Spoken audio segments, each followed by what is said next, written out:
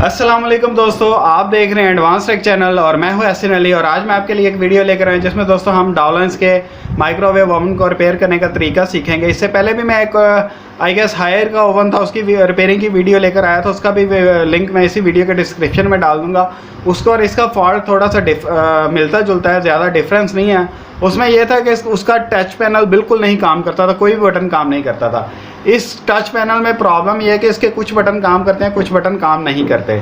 जैसा कि मैं आपको अभी दिखाता हूँ, 10 सेकंड का बटन काम कर रहा है, तो इसको अगर मैं स्टार्ट करता हूँ तो ये स्टार्ट हो जाएगा। लेकिन इसके ऑपोजिट अगर बात की जाए, इसके 1 मिनट की या 10 मिनट की, ये बटन काम नहीं कर रहा। उसके अलावा इसके कुछ बटन काम कर रहे हैं, कुछ नहीं कर रहे। जबकि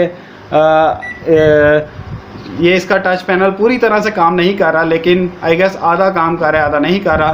तो इसको हम टेस्ट आउट कर लेते हैं कि इसमें प्रॉब्लम क्या है। तो वीडियो को स्टार्ट करने से पहले मैं आपको ये रिकमेंड करना चाहता हूँ कि अगर अभी तक आपने मेरे चैनल को सब्सक्राइब नहीं किया तो मेरे चैनल को सब्सक्राइब कर लें और नोटिफिकेशन हासिल करने के लिए बेल के बटन पर क्लिक करना मत भूलिएगा।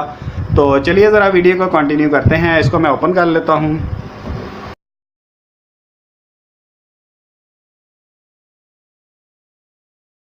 अगर ओपन करने की बात कर ली जाए तो बैक साइड पे इसके 1, 2 और ये 3 स्क्रू लगे हुए हैं। बस ये 3 स्क्रू ओपन करने हैं और इसकी एक्सटर्नल बॉडी जो है वो कवर ओपन हो जाएगा।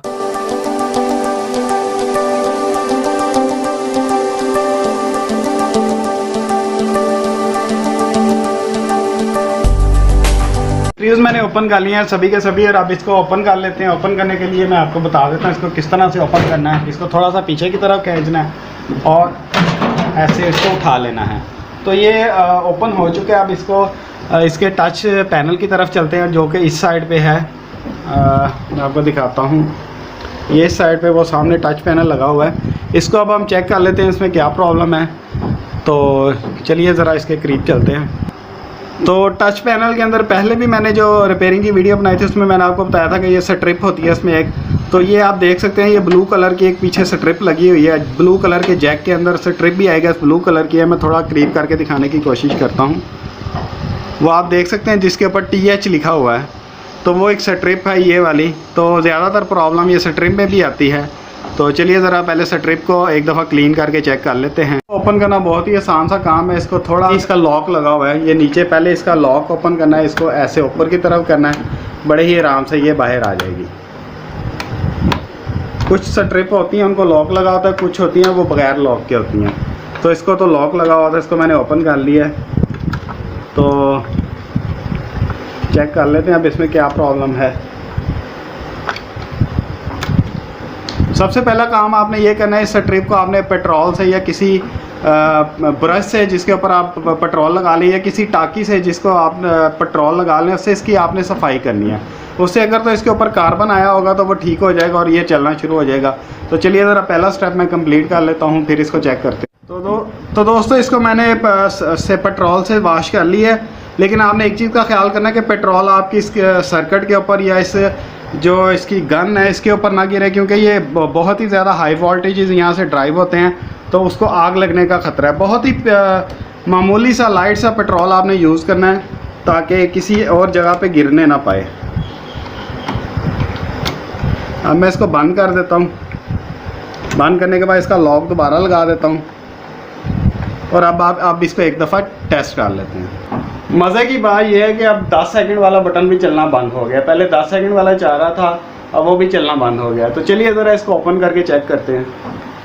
अब मुझे लगता है इसको फाइनली ओपन करना ही पड़ना है। तो इस किट को ओपन करने के लिए दोस्तों 1, 2, 3, 4 स्क्रूज लगे हुए हैं। मैं आपको दिखा देता हूँ, एक ये है, दूसरा ये है, तीसरा थोड़ा सा नीचे मैं करके दिखाता हूँ, और चौथा इस साइड पे लगा है। इन चारों को ओपन कर लेते हैं और ये किट ओपन हो जाएगी। अब आप ये देख सकते हैं कि वो नट बैक साइड पे है और मुझे मेरा ये स्क्रू ड्राइवर बड़ा है। तो अब अगेन बोसी की किट काम आएगी। बोसी की किट इजीली अंदर चली गई और मैं स्क्रू को ओपन कर रहा हूँ। यही वजह थी कि मैंने बोसी की किट परचेज़ की है। मुझे बहुत ज़्यादा प्रॉब्लम होती थी। सारे स्क्रूज ओपन हो चुके हैं और ये इजीली किट बाहर आ गई है। तो इस किट को बाहर निकालने का मकसद ये है कि ये इजीली मैं स्ट्रिप को वहाँ से निकाल लूँ। वैसे भी निकल सकती है, लेकिन अगर आप इसको उतार लेंगे तो आपको टेस्ट आउट भी करना पड़ेगा कि यहाँ से जंपर वायर कौन सी कनेक्शन किस चीज़ को ऑपरेट करवा रहा है, तो वो भी आप चेक कर सकते हैं। लास्ट वीडियोस को में भी यही प्रॉब्लम थी, इसको मैंने ओपन करके चेक करवाया था। अगर आपने नहीं देखी तो उसको भी एक दफ़ा देख लें। तो चलिए अब मैं इसका फ्रंट पे जाता हूँ और इसकी टच पैनल को ओपन कर लेते हैं। टच पैनल को ओपन करने से पहले आपको ऊपर से इसका कवर उतारना पड़ेगा। यहाँ से अंदर से 2 फिंगर लगा के बड़े ही आराम से इसको आपने उखेड़ लेना है। कोशिश करें पहले इस साइड से उखेड़ें। ये टच पैनल का आपने हाथ रखना है ताकि ये ना साथ आ जाए, अदरवाइज़ अंदर से स्ट्रिप डैमेज होने का ख़तरा है। अगर यहाँ से खींचे जाएगा टच पैनल तो अंदर से स्ट्रिप ख़राब हो जाएगी। इसको बड़े ही प्यार से उतार लेना है। ये उतार दिया मैंने, और अब ये टच पैनल है, इसको भी मैं आहिस्ता से बड़े प्यार से बाहर निकाल लेता हूँ। तो ये इसका टच पैनल है। अब इसको टेस्ट कर लेते हैं। इसको टेस्ट करने का भी मैं आपको तरीका बता देता हूँ। अब अगर बात कर ली जाए तो मेरे ख्याल से ये 3 बटन नहीं चल रहे थे, तो इन 3 बटनों के पीछे कौन कौन से कनेक्शन हैं उनको चेक कर लेते हैं। 1 2 3 ये वाले 3 बटन नहीं चल रहे थे, तो इसमें आई गेस जो कॉमन वायर होगी वही ख़राब होगी। तो पहले कॉमन को चेक कर लेते हैं। तो अगर तीनों बटनों के फ्रंट पे देखा जाए तो सबकी वायर अलग अलग जा रही है। इसकी यहाँ से जा रही है, इसकी यहाँ से जा रही है और इसकी यहाँ से जा रही है। तो इसकी बैक साइड पे अगर देखा जाए तो ये सबकी कॉमन है। तो सबसे पहले कॉमन को चेक कर लेते हैं कि कॉमन तो नहीं ख़राब। तो वैसे मैं अपनी अगर बात करूं तो मुझे इस टच पैनल की हालत ठीक लग रही है, बेहतर है। जो इससे पहले मैंने एक ओवन की रिपेयर की थी, उसका टच पैनल बिल्कुल डैमेज था, बिल्कुल उसके अंदर से जो है जो इन्होंने कनेक्शन दिए होते हैं वो बिल्कुल ही डैमेज हो गए थे। लेकिन ये उसकी निस्बत बेहतर है। तो इसको बाहर ही रख कर मैं किट के अंदर लगा के चेक कर लेता हूँ कि क्या इसमें कोई प्रॉब्लम है या नहीं। बड़े ही एहतियात के साथ आपने इसको यहाँ पे रखना है कि ये इसका सर्किट किसी बैक साइड पे या फ्रंट पे या किसी चीज़ के साथ टच ना हो। तो इसके नीचे से मैंने इसको ये फॉर्म भी लगा हुआ है। वैसे इसके नीचे कोई सर्किट भी नहीं है, सर्किट का कोई प्रिंट भी नहीं है। तो मैं इसको वैसे अभी लगा के चेक कर लेता हूँ। बड़ी एहतियात से आपने यहाँ पे काम करना है, क्योंकि यहाँ पे बहुत ज़्यादा हैवी वोल्टेजेस होते हैं, तो इससे भी आपने बचना है। और ये भी इसका हाई वोल्टेजेस है, ये लिखा भी हुआ है डेंजर हाई वोल्टेजेस, तो इससे आपने बचना है। ये 2 चीज़ें ख़ास तौर पे इनसे बचना है, बहुत ही एहतियात से काम करना है। तो चलिए ज़रा मैं इसका प्लग लगा के इसको चेक कर लेता हूँ। प्लग मैंने लगा लिया। मैं अगर 10 सेकंड वाले को प्रेस कर रहा हूँ, किसी को भी कर रहा हूँ, कोई चक्कर नहीं है, बाकी सारे काम कर रहे हैं। तो इसमें वैसे कोई प्रॉब्लम है ज़रूर। बैक साइड पे जो इन तीनों की कॉमन वायर है वो सीधी यहाँ पे जा रही है, और यहाँ से स्ट्रिप से इस वाले दूसरे नंबर की वायर है। मैं आपको दिखा भी देता हूँ। ये एक वायर है, ये ऊपर नंबरिंग वाले थे, ये वायर सीधी जा रही है, और ये फर्स्ट वाली जो है वो किसी को भी नहीं लगी, सेकंड वाली जा रही है वो सीधी यहाँ पे जाके यहाँ पे टच हो रही है। तो इसको मीटर से इसकी कंटिन्यूटी चेक कर लेते हैं। अब अगर इसके प्रिंट्स की बात कर ली जाए तो इसके अंदर 11 पिन लगी हुई हैं। ये 1 नंबर है, ये 5 तक है, और ये टोटल 11 इसमें पिन के इसके अंदर भी 11 पॉइंट्स दिए हैं। तो ये अब क्योंकि इसके सामने इस तरह से लगा हुआ था, बैक साइड पे स्ट्रिप ऐसे लग रही थी, तो सबसे ऊपर वाला 0.1 काउंट करेंगे, यहाँ पे भी 0.1 था, और नीचे लास्ट वाला 11 नंबर काउंट करेंगे।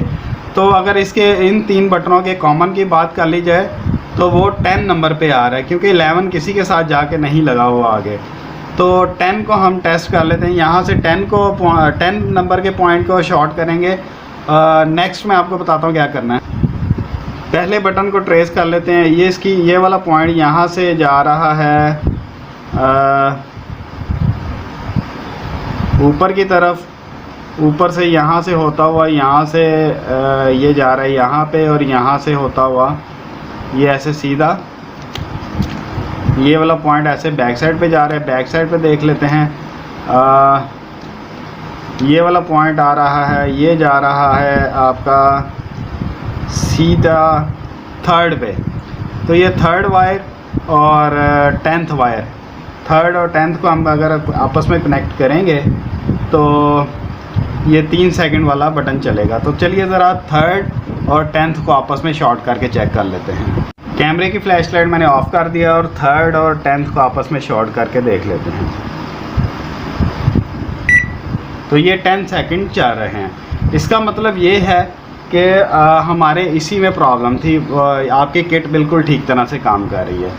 तो अब मेरे ख्याल से बेहतर यही है कि मैं ये वाला टच पैनल मार्केट से परचेज़ करूं, तो इसको मैं परचेज़ कर लेता हूं। अगर तो ये मिल गया तो मैं इसको नया लगा दूंगा, इसकी वीडियो भी मैं बना दूंगा। आज की वीडियो दोस्तों यहीं तक थी। इसको भी मैंने सेम वैसे ही रिपेयर किया जैसे मैंने पहले हायर की, आपको टेस्टिंग बताई थी स्टेप बाय स्टेप कि आपने इसको टेस्ट किस तरह से करना है, उसको चेकआउट किस तरह से करना है। तो दोस्तों फाइनली आज की वीडियो यहीं तक थी। उम्मीद करता हूँ आज की आपको मेरी वीडियो पसंद आई होगी।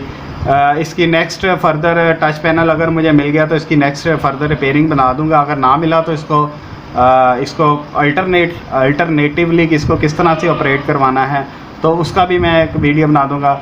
दोस्तों आज की वीडियो यहीं तक थी। नेक्स्ट वीडियोस तक के लिए मुझे इजाज़त दीजिए।